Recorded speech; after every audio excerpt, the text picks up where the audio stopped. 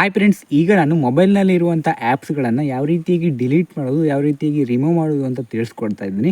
ನೀವು ನೋಡ್ತಾ ಇರೋದು ಭದ್ರನಾಯಕ್ ಯೂಟ್ಯೂಬ್ ಚಾನಲ್. ಫಸ್ಟ್ ಟೈಮ್ ನೋಡ್ತಾ ಇದ್ದರೆ ಸಬ್ಸ್ಕ್ರೈಬ್ ಮಾಡ್ಕೊಳ್ಳಿ, ನಿಮ್ಮ ಫ್ರೆಂಡ್ಸ್ ಫ್ಯಾಮಿಲಿ ಮೆಂಬರ್ಸ್ಗೆ ಶೇರ್ ಮಾಡಿ.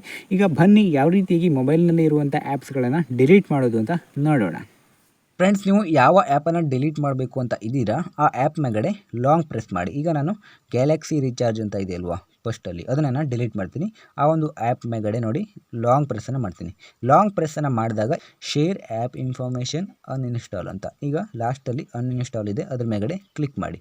ಅದ್ರ ಮೇಗಡೆ ಕ್ಲಿಕ್ ಮಾಡಿದಾಗ ಅನ್ಇನ್ಸ್ಟಾಲ್ ಗ್ಯಾಲಕ್ಸಿ ರೀಚಾರ್ಜ್ ಅಂತ ಕ್ವಶನ್ ಕೇಳುತ್ತೆ, ಹಾಗೆ ಕ್ಯಾನ್ಸಲ್ ಅನ್ಇನ್ಸ್ಟಾಲ್ ಅಂತ ಇರುತ್ತೆ. ಅನ್ಇನ್ಸ್ಟಾಲ್ ಮೇಗಡೆ ಕ್ಲಿಕ್ ಮಾಡಿ. ಅನ್ಇನ್ಸ್ಟಾಲ್ ಮೇಗಡೆ ಕ್ಲಿಕ್ ಮಾಡಿದಾಗ ಆ ಆ್ಯಪ್ ಡಿಲೀಟ್ ಆಗುತ್ತೆ, ಆಯಿತಾ.